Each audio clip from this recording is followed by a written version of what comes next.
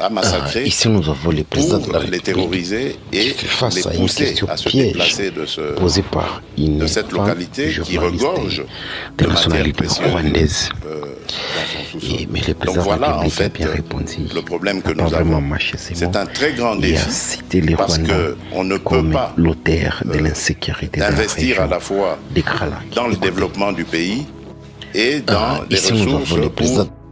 Thank you very much. My question is for President of DRC. Ma question est adressée au président de la RDC. Monsieur le Président, si la sécurité est à l'évidence un gros problème pour vous, si vous étiez capable de résoudre ce problème par vous-même, vous l'auriez fait depuis longtemps. Alors je voudrais savoir pourquoi vous refusez de collaborer au sein des processus de Luanda et de Nairobi afin de trouver une solution durable à cette crise sécuritaire. Je pense que la solution est entre vos mains et qu'il faudrait travailler avec ceux qui sont prêts à vous aider pour résoudre vos problèmes. Je suis du Rwanda et nous croyons tous que la sécurité est nécessaire pour l'investissement et le tourisme. Donc faites votre part pour trouver une solution. Si vous êtes rwandaise, vous devez savoir qu'il y a eu au mois de novembre une discussion qui a abouti à la définition d'une feuille de route pour sortir justement de cette crise. Et cette réunion a eu lieu en Angola, à Luanda précisément, et en présence de tous les pays, surtout les représentants des deux pays concernés, c'est-à-dire le Rwanda et la République démocratique du Congo.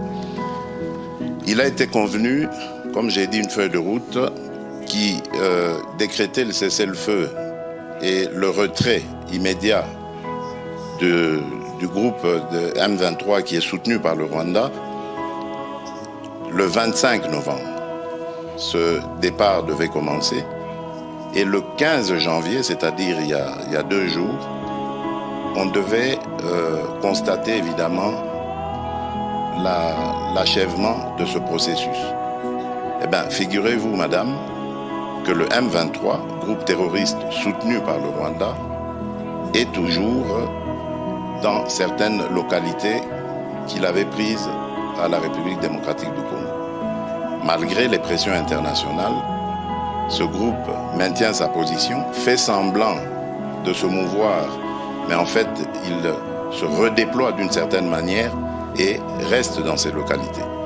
Et je vous apprends que depuis lors, il y a eu un massacre qui s'est fait dans une localité qui répond à massacrer pour les terroriser et les pousser à se déplacer de cette localité qui regorge de matières précieuses dans son sous-sol. Donc voilà en fait le problème que nous avons.